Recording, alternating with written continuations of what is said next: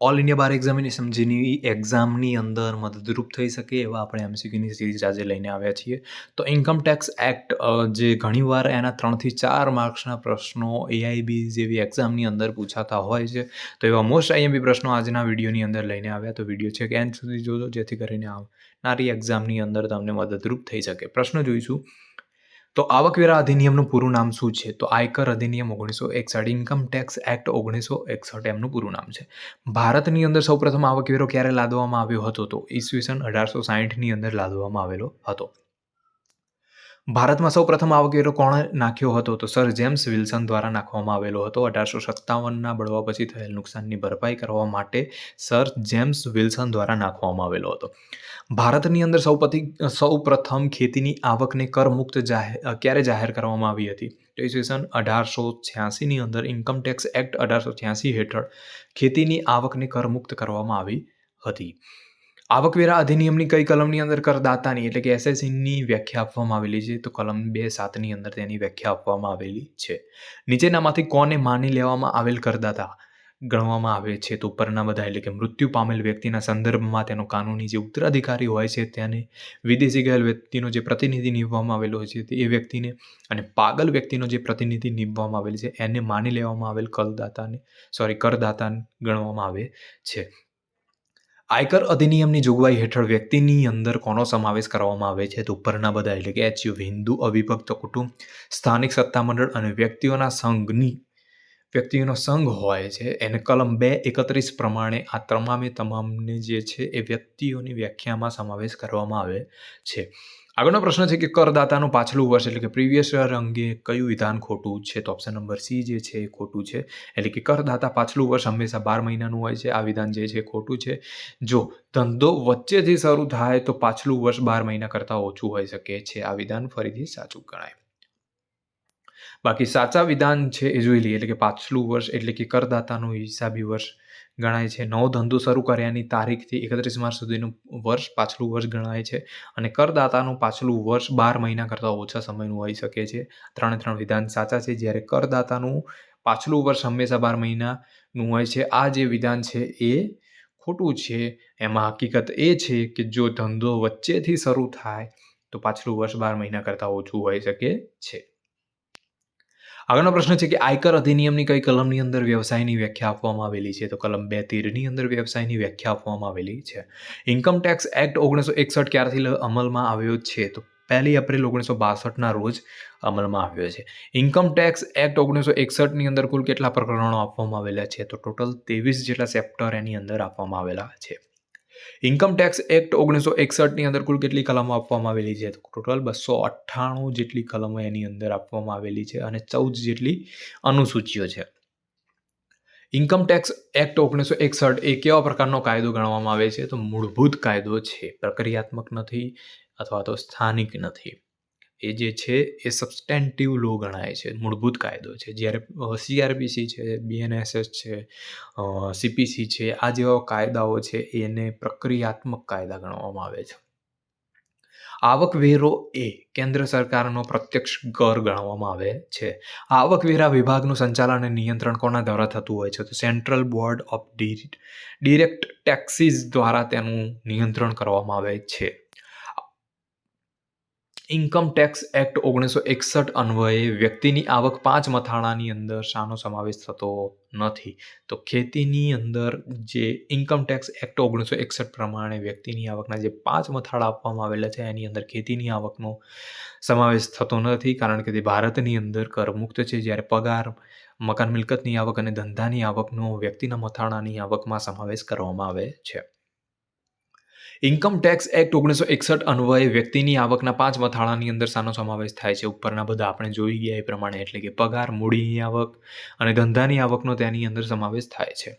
Income tax act 1961 મુજબ વ્યક્તિના આવાસી દરજ્જા એટલે કે રેસિડેન્ટિયલ સ્ટેટસની અંદર કેટલા પ્રકાર પાડવામાં આવ્યા છે? ટોટલ 3 જેટલા પ્રકાર પાડવામાં આવ્યા છે. એટલે કે સામાન્ય રહેવાસી, અસામાન્ય રહેવાસી અને અનિવાસી. આ 3 પ્રકાર છે એ આવાસી દરજ્જાના પ્રકાર છે. ઇન્કમ ટેક્સ એક્ટ 1961 પ્રમાણે વેરાના હેતુના માટે મૂડી મિલકતના કેટલા પ્રકાર પાડવામાં આવે છે? ટોટલ 2 જેટલા પ્રકાર તેના પાડવામાં આવે છે વેરાના હેતુ માટેની મૂડી મિલકત. ઇન્કમ ટેક્સ એક્ટ 1961 મુજબ વેરાના હેતુ માટેની મૂડીના મિલકતના બે પ્રકારો કયા કયા ગણવામાં આવે છે? તો ટૂંકા ગાળાની મિલકત અને લાંબા ગાળાની જે મિલકત છે એ વેરાના હેતુ માટેની મૂડીના મિલકતના પ્રકારો છે. શેર કે મ્યુચ્યુઅલ ફંડ કેટલા સમય બાદ લાંબા ગાળાની મિલકત બનતી હોય છે? તો 12 મહિના પછી એ શેર અથવા તો મ્યુચ્યુઅલ ફંડ જે હોય છે 12 મહિનાના સમયગાળા પછી તે લાંબા ગાળાની મિલકત બને છે. મતલબ કે 12 મહિના પૂરા થયા પછી. શેર અને મ્યુચ્યુઅલ ફંડ સિવાયની મૂડી મિલકત કેટલા વર્ષ બાદ લાંબા ગાળાની મિલકત ગણાય છે? શેર અને મ્યુચ્યુઅલ ફંડ સિવાયની જે મૂડી હોય છે એ 3 વર્ષ પછી લાંબા ગાળાની મૂડી મિલકત ગણવામાં આવે છે. સમગ્ર કુલ આવક એટલે ગ્રોસ ટોટલ ઇન્કમની અંદર કોનો સમાવેશ થતો હોય છે? તો ઉપરના બધા એટલે કે 5 મથાળાની આવકનો જે સરવાળો હોય છે એમાં પગારની આવક, મકાન મિલકતની જે આવક અને ધંધાની આવક, આ જે 5 મથાળાના આવકનો જે સરવાળો હોય છે એ સમગ્ર આવકની અંદર તેનો સમાવેશ કરવામાં આવતો હોય છે ગ્રોસ ટોટલ ઇન્કમમાં. કરદાતાની કુલ આવક એટલે શું? તો આ ઓપ્શન નંબર સી સાચો જવાબ બનશે. એટલે કે કલમ 80A થી કલમ 80U સુધી મળવાપાત્ર કપાત બાદ કરતા બાકી રહેલી જે પણ આવક હોય છે એને કરદાતાની કુલ આવક ગણવામાં આવે છે. પેન એટલે કે પરમેનન્ટ અકાઉન્ટ નંબરની જોગવાઈ કઈ કલમની અંદર કરવામાં આવેલી છે? તો કલમ 139A ની અંદર પેનની જોગવાઈ કરવામાં આવેલી છે. પેન અંગે કયું વિધાન ખોટું છે? તો ઓપ્શન નંબર બી જે છે એ વિધાન ખોટું છે. એટલે કે કરદાતાનું સરનામું બદલાતા પેન બદલાય છે. કારણ કે પેન નંબર જે છે એક સ્થાયી હોય છે, પરમેનન્ટ હોય છે, અને સરનામું બદલાતા તે નંબર બદલાતો નથી. 3 વિધાન આપણે સાચા છે એ જોઈ લઈએ. એટલે કે પેન સ્થાયી હોય છે, કરદાતાનું સરનામું બદલાતા પાન નંબર જે હોય છે એ બદલાતો નથી, અને વોર્ડ બદલાતા કરદાતાએ આવકવેરા અધિકારીને જાણ કરવી પડતી હોય છે. પાન લેવા માટે એટલે કે પેન નંબર જે લેવા માટે લેવાનું કોના માટે ફરજિયાત હોય છે? તો આયાતકાર, નિકાસકાર અને ચેરિટેબલ ધાર્મિક ટ્રસ્ટ હોય છે, ત્રણેય માટે ફરજિયાત હોય છે. પેન મેળવવા માટે નિર્ધારિત ખાલી જગ્યા ફોર્મની અંદર અરજી કરવી પડતી હોય છે. તો 49A નંબરનું જે ફોર્મ હોય છે એની અંદર અરજી કરવી પડતી હોય છે. અને જ્યારે વિદેશીઓ માટે 49AA ની અંદર અરજી કરવી પડતી હોય છે. ઇન્કમ ટેક્સ એક્ટ 1961ની પ્રમાણે નીચેનામાંથી કોણ કરદાતા છે? તો ઉપરના બધા એટલે કે વ્યક્તિ, કંપની અને ભાગીદારી પેઢી, આ 3 છે એ કરદાતા ગણવામાં આવે છે. ઇન્કમ ટેક્સ એક્ટ 1961 મુજબ નીચેનામાંથી કોણ કરદાતા છે? તો આની અંદર ઉપરના બધા એટલે કે વ્યક્તિઓનું મંડળ, વ્યક્તિઓનો સમૂહ અને કૃત્રિમ કાયદાકીય એકમ, આ 3 છે એ કરદાતા ગણાય છે. આવકવેરા દરના વિભિન્ન સ્લેબ સૌપ્રથમ ક્યારે અમલમાં આવ્યા છે? તો 1939ની અંદર તે અમલમાં આવ્યા છે. આવકવેરા દરના વિભિન્ન સ્લેબ માટે કઈ સમિતિએ ભલામણ કરી હતી? તો ઓપ્શન નંબર બી એટલે કે ઇન્કમ ટેક્સ ઇન્ક્વાયરી કમિટીએ ઇન્ક્વાયરી કમિટી 1935ની જે સમિતિ હતી એને ભલામણ કરી હતી. Central board of direct taxes એટલે કે CBDT ક્યારથી અમલમાં આવ્યું છે? તો 1 જાન્યુઆરી 1964થી અમલમાં આવ્યું છે. આની અંદર central board of revenue act 1963 હેઠળ 1 જાન્યુઆરી 1964થી CBDT અને CBECની રચના કરવામાં આવી હતી. Central board of direct taxes એટલે કે CBDTમાં અધ્યક્ષ ઉપરાંત કેટલા સદસ્યો હોય છે? તો ટોટલ 6 હોય છે. Central board of direct taxes CBDTની રચના કયા કાનૂન અંતર્ગત કરવામાં આવી છે? તો central board of revenue act 1963 અંતર્ગત તેની રચના કરવામાં આવી છે. બેંક કે પોસ્ટ ઓફિસમાં કેટલી રકમ એક દિવસ માટે જમા કરાવવા માટે પાન કાર્ડની જરૂર પડતી હોય છે? તો 50,000 જેટલી રકમ જ્યારે બેંક કે પોસ્ટ ઓફિસમાં કરવાની હોય ત્યારે સ્વાભાવિક રીતે તમારી પાસે પાન કાર્ડ માંગતા હોય છે. આગળનો પ્રશ્ન છે કે કયા કાર્ય માટે પેન કહેવાય એ અનિવાર્ય ગણવામાં આવે છે પાન નંબર? તો ઉપરના બધા એટલે કે બેંકમાં ખાતું ખોલાવવા, ક્રેડિટ કાર્ડ માટે કે ટેલિફોનિક સુવિધા માટેની જે અરજી કરો છો એની અંદર ફરજિયાત હોય છે. કરમુક્ત આવકમાં શેનો સમાવેશ થતો નથી? તો વચગાળાની રાહતનો સમાવેશ થતો નથી.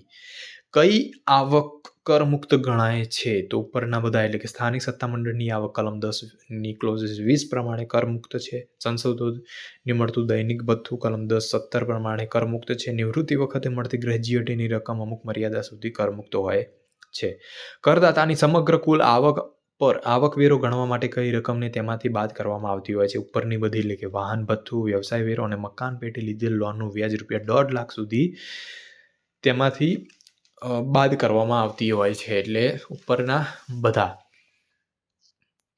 નિવૃત્તિ દરમિયાન કર્મચારીને મળતી કઈ રકમ કરમુક્ત ગણવામાં આવે છે? તો લીવ એન્કેજમેન્ટ, ગ્રેજ્યુટી અને રૂપાંતરિત પેન્શનની સંપૂર્ણ રકમ જે હોય છે એ અમુક મર્યાદા સુધી કરમુક્ત ગણવામાં આવે છે.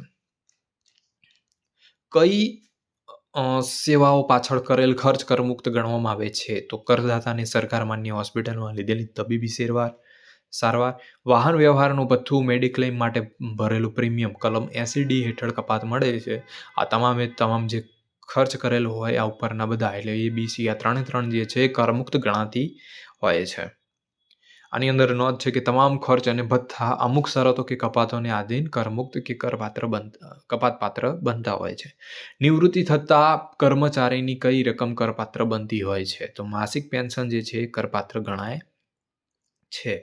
નીચેનામાંથી કયા ભથ્થા કરપાત્ર ગણાય છે? તો ઉપરના બધા એટલે કે બોનસ, સિટી એલાઉન્સ અને ઓવરટાઈમ ભથ્થું જે હોય છે એ કરપાત્ર છે, જ્યારે એને કોઈ સ્પેસિફિક મુક્તિ ન મળી હોય તો. મકાન ભાડા અંગે કયું વિધાન ખોટું છે? તો ઓપ્શન નંબર સી એટલે કે કરદાતાએ ચૂકવેલ મકાન ભાડું અંશતઃ કરમુક્ત છે. આ વિધાન જે છે એ ખોટું છે. જ્યારે સાચા વિધાનો જોઈએ એટલે કે કરદાતાએ ચૂકવેલ મકાન ભાડું સંપૂર્ણ કરમુક્ત ગણાય છે. કરદાતાએ ચૂકવેલ મકાન ભાડું અંશતઃ કરમુક્ત ગણાય છે. અહીં ઓપ્શન નંબર બી એટલે કે પોતાના મકાનમાં રહેતો હોય તેને મળતું ઘર ભાડું કરપાત્ર ગણાય છે. આ બે વિધાન છે એટલે કે એ અને બી આ જે વિધાન છે એ સાચા છે. જ્યારે કરદાતાએ ચૂકવેલું મકાન ભાડું અંશતઃ કરમુક્ત ગણાય છે. આ વિધાન ખોટું છે. હાલમાં આવકવેરાના કેટલા ટકા હેલ્થ અને એજ્યુકેશન સેસ લેવામાં આવે છે? તો 4%. આકારણી વર્ષ 2020-21ની અંદર કેટલી વ્યક્તિગત આવક પર 30% આવકવેરો વસૂલવામાં આવે છે? તો 15 લાખથી વધુ. આકારણી વર્ષ 2020-21ની અંદર કરપાત્ર આવકમાંથી બાદ મળતી જોગવાઈ અંગે કયો વિકલ્પ ખોટો છે? તો ઉપરના બંને જે વિકલ્પ છે એ ખોટા છે. એટલે કે વાર્ષિક ₹9600 સુધીની વાહન ભથ્થું બાદ મળે છે અને વાર્ષિક ₹25 સુધીનો વ્યવસાય વેરો બાદ મળે છે. આ બંને જે વિધાન છે એ ખોટા છે. આકારણી વર્ષ 2020-21ની અંદર ₹1 કરોડ સુધીની આવક ધરાવતી ભાગીદારી પેઢીને કેટલા ટકા આવકવેરો ભરવાનો થતો હોય છે? તો 30% જેટલો આવકવેરો એની અંદર ભરવાનો થતો હોય છે. આકારણી વર્ષ 2020-21ની અંદર ₹1 કરોડથી વધુ આવક ધરાવતી ભાગીદારી પેઢીને આવકવેરા પર કેટલા ટકા સરચાર્જ અને હેલ્થ અને એજ્યુકેશન સેસ ભરવાનો થતો હોય છે? તો 12% જેટલો સરચાર્જ અને 4% જેટલો સેસ એની અંદર ભરવાનો થતો હોય છે. નોંધ છે એ પણ જોઈ લઈએ તો કે ભાગીદારી પેઢી માટે 1 કરોડથી વધુ આવક પર 12% સરચાર્જ અને 4% જેટલો સેસ એમાં છે ભરવાનો. આવકવેરો કપાયા પછી સંસ્થાએ કેટલા દિવસની અંદર સરકારી તિજોરીના ખાતાની અંદર જમા કરાવવો પડતો હોય છે? તો 1 અઠવાડિયાની અંદર સામાન્ય રીતે સરકારી તિજોરીની અંદર જમા કરાવવો પડે છે. આવકવેરાનું રિટર્ન વ્યક્તિએ ક્યાં સુધી ભરી દેવું ફરજિયાત હોય છે? તો આકારણીને વર્ષના અંત સુધી આવકવેરાનું રિટર્ન વ્યક્તિએ ભરી દેવું ફરજિયાત હોય છે. આવકવેરાની કઈ કલમ પ્રમાણે મુખ્યમંત્રી અથવા તો પ્રધાનમંત્રીને રાહત ફંડમાં આપેલી રકમ 100% કરપાત્ર ગણાય છે? કપાતપાત્ર ગણાય છે. તો 80G પ્રમાણે મુખ્યમંત્રી કે પ્રધાનમંત્રીને રાહત ફંડમાં આપેલી રકમ 100% કપાતપાત્ર ગણાતી હોય છે. સિનિયર સિટીઝન એટલે કે 60 વર્ષથી ઉપરની જે પણ વ્યક્તિ હોય છે એને સિનિયર સિટીઝન ગણવામાં આવતા હોય છે. આકારણી વર્ષ 2020-21ની અંદર કર માળખાની અંદર પગારદારો માટે કેટલું સ્ટાન્ડર્ડ ડિડક્શન મળવાપાત્ર છે? તો 20-21ની અંદર પગારદારો માટે ₹50,000 સુધીનું સ્ટાન્ડર્ડ ડિડક્શન મળવાપાત્ર હોય છે. આવકવેરાની કઈ કલમની અંદર આવકવેરા વિભાગ દ્વારા દરોડા પાડવાની જોગવાઈ કરવામાં આવી છે? તો 132 પ્રમાણે આવકવેરા વિભાગ દ્વારા દરોડા પાડવાની જોગવાઈ કરવામાં આવેલી છે. દરોડા દરમિયાન આવકવેરા અધિકારીને કઈ સત્તા હોતી નથી? તો ધરપકડ કરવાની સત્તા હોતી નથી આવકવેરા અધિકારીને. આવકવેરા અધિકારીને કોઈ પણ પ્રકારનું ધરપકડ કરવાનો અધિકાર નથી. જ્યારે લોકરનું તાળું તોડીને તપાસ કરવાનો અધિકાર હોય છે. દરોડા દરમિયાન આવતી જતી વ્યક્તિઓની તલાશી લેવાનો પણ તેમનો અધિકાર હોય છે અને કાગળો પત્રકોની તપાસ કરવાનો તેમનો અધિકાર હોય છે. આવકવેરા વિભાગના દરોડા દરમિયાન કરદાતાના અધિકારની અંદર કોનો સમાવેશ થાય છે? તો ઉપરના બધા એટલે કે દરોડાની અંદર જોડાયેલ કર્મચારીઓનું અધિકારીઓનું ઓળખ કાર્ડના નિરીક્ષણનો તેમનો અધિકાર સમાવેશ થાય છે. 2 સ્થાનિક સન્માનીય સાક્ષીઓ રાખવાનો અને દરોડા પહેલા અને પછી સંબંધિત કર્મચારીઓ અધિકારીઓની વ્યક્તિગત તલાશી લેવાનો તેમનો અધિકાર છે. આવકવેરા અધિનિયમના ભંગ બદલ કઈ કલમ હેઠળ દંડ એટલે કે પેનલ્ટી કરી શકાય છે? તો કલમ 271 હેઠળ વિવિધ ગુના માટે તેના દંડની જોગવાઈઓ કરવામાં આવેલી છે. વિવાહિત મહિલાને સ્ત્રી ધન તરીકે કેટલા ગ્રામ સુધીના સોનાના ઘરેણાં કોઈ પણ પ્રકારના રેકોર્ડ વગર રાખવાની છૂટ હોય છે? તો વિવાહિત મહિલાને 500 ગ્રામ સુધીના કોઈ પણ સોનાના ઘરેણાં રેકોર્ડ વગર રાખવાની એમની છૂટ હોય છે. મિત્રો, વોટ્સઅપ ગ્રુપ અહીંયા ડિસ્ક્રિપ્શનની અંદર આપવામાં આવેલું છે. તો એની અંદર તમારે આની PDF લેવી હોય તો વોટ્સઅપ ગ્રુપ પરથી મારો નંબર લઈને તમે મને પર્સનલની અંદર મેસેજ કરી શકો છો. હું આની PDF તમને પ્રોવાઈડ કરી શકીશ. અને ઘણા બધા જે 2 એક્ટ છે સ્પેસિફિક, એનો અલગથી વિડીયો પણ આપણી ચેનલ પર બનાવેલો છે. તો એને વિઝિટ કરીને તમે એકવાર જોજો, તો આવનારી એક્ઝામની અંદર તમને પણ મદદરૂપ થઈ શકે.